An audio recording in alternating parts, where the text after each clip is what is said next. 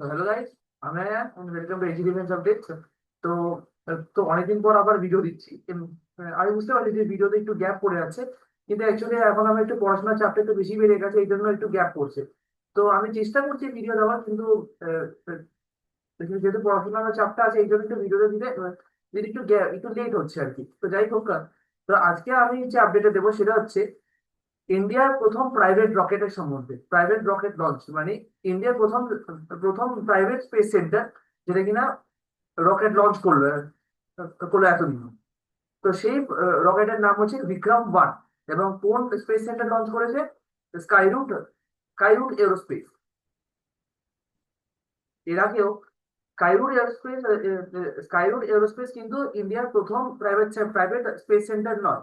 এর আগেও আছে অগ্নিকুল কসমোস, কিন্তু অগ্নিকুল কসমোস এখনো অব্দি কোনো রকেট লঞ্চ করেনি। হ্যাঁ, স্কাইরুট এরোস্পেস কিন্তু প্রথম রকেট লঞ্চ করে দেখালো। তো আপনাদেরকে আমি ওই ভিডিওটাই দেখাবো, যে ওই রকেট লঞ্চের ভিডিওটা।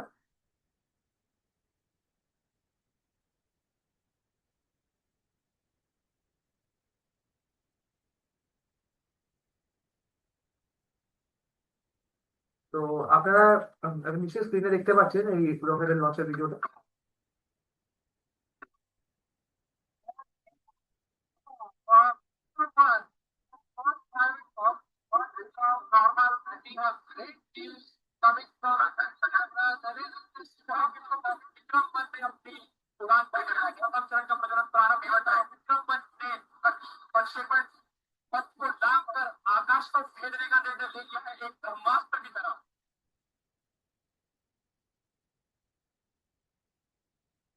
তো আপনারা দেখতেই পেলেন যে যে আমাদের স্কাইরুট এরোস্পেস কিন্তু প্রথম রকেট লঞ্চ করলো বিক্রম 1। হ্যাঁ, তো এবার অনেকের মনেই খেয়াল আসছে যে এই যে এই প্রাইভেট কোম্পানি কি ইসরোকে রিপ্লেস করে দেবে। মানে যে ঠিক যেমন এখন জিও এয়ারটেল যেমন বিএসএনএল এর অস্তিত্বই রাখছে না আপাতত। অস্তিত্ব মানে কি, বিএসএনএল তো এখন শুধুমাত্র ওই টাওয়ার ভাড়া দিয়ে বা অথবা কিছু জায়গায় মানে নিজের ল্যান্ড ল্যান্ড নেটওয়ার্ক কি চলে। তাছাড়া তো বিএসএনএল এর কোনো কাজে ইউজ হয় না। তো ইসরোর সাথে কি সেরকম ব্যাপারটা হবে না?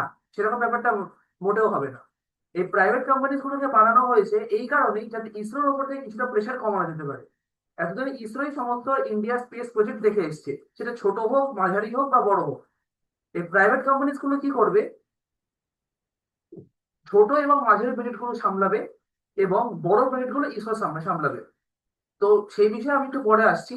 তো আপাতত কিন্তু এখন আপনার তো আমি তো সেই বিষয়ে আমি একেবারে পরে আসছি। এখন আমি আপনাদের দেখাবো যে বিক্রম 1 কি কি পেলোড ক্যারি করতে মানে বিক্রম 1 এর ডিটেলস কি।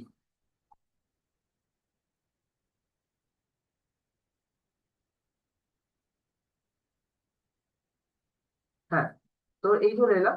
তো পেলোড ক্যাপাসিটি তো এই রকেটের পেলোড ক্যাপাসিটি হচ্ছে 350 KG to low low earth orbit, and 260 KG to sun synchronous polar orbiter. Propulsion system PP. First is column 1200. Solid propellant generating a maximum thrust of 1000 kilonewton. Second stage column 250. Solid propellant generating 250 kilonewton of thrust. Third stage column 1000. Sorry, column 100. Sorry, মাফ করবেন। Solid propellant generating 100 kilonewton of thrust.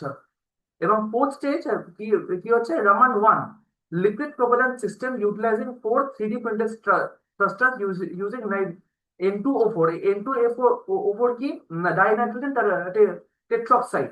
এটা কিন্তু oxidiser. এবং MMH, মোনোমিথাইল হাইড্রাজি, এটা হচ্ছে fuel. সবাই জানেন যে স্পেস ফিউলে কিন্তু স্পেস ফিউল সাধারণ ফিউল হয় না। স্পেস মানে রকেট ফিউল সাধারণ ফিউল কিন্তু হয় না। রকেট ফিউল কে বলা হয় প্রোপেলেন্ট।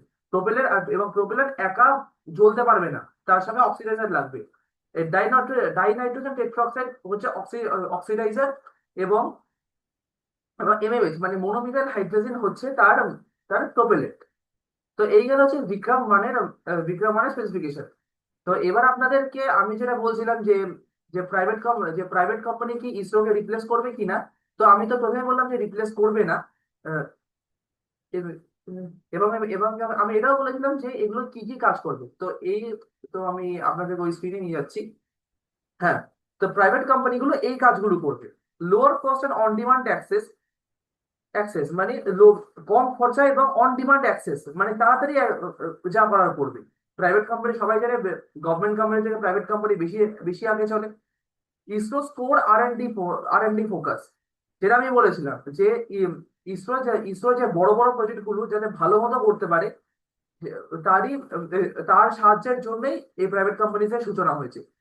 ইন্ডিয়ানাইজেশন অ্যান্ড সেলফ রিলায়েন্স, এই 3D printed rockets, engines, carbon composites, এগুলো ম্যাক্সিমাম সময় কিন্তু বাইরের জায়গাতে বাইরের জায়গা থেকে আনতে বাইরের জায়গা থেকে আনতে হতো। কিন্তু এই প্রাইভেট কোম্পানিজ হওয়ার সুবিধাতে কিন্তু এখন এগুলো নিজেই আমাদের দেশেই তৈরি হতে পারবে। Responsive launch capabilities. Dedicated private platforms provide defense and security sectors the agility to quickly replace compromised or blind tactical satellites with short notice localized launches.